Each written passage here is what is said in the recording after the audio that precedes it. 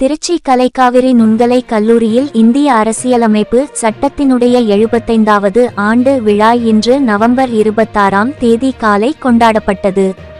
இந்நிகழ்வில் கல்லூரியினுடைய செயலர் தந்தை அருள்பணி லூயிஸ் பிரிட்டோ தலைமை வகித்தார்.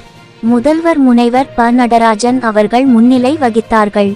இந்நிகழ்வில் மாணவர்கள் 75வது ஆண்டு அரசமைப்பு சட்டத்தின் உடைய ஆண்டு விழாவை போற்றும் விதத்தில் அண்மையில் தமிழ்நாடு அரசு மாண்புமிகு முதலமைச்சர் மு. க. ஸ்டாலின் அவர்களுடைய வழிகாட்டுதலின் பேரில் அரசு கல்வி நிறுவனங்கள் அரசு அலுவலகங்களில் 75ஆம் ஆண்டு அரசன் அமைப்பு சட்டத்தின் முகப்புரையை உறுதிமொழி ஏற்று கொண்டாட அறிவுறுத்தியிருக்கிறார்கள்.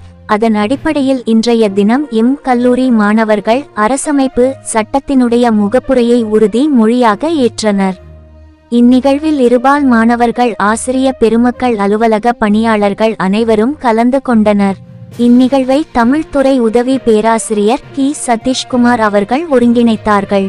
திருச்சிராப்பள்ளியில் இருந்து நிருபர் எல். பாபுவின் அறிக்கை.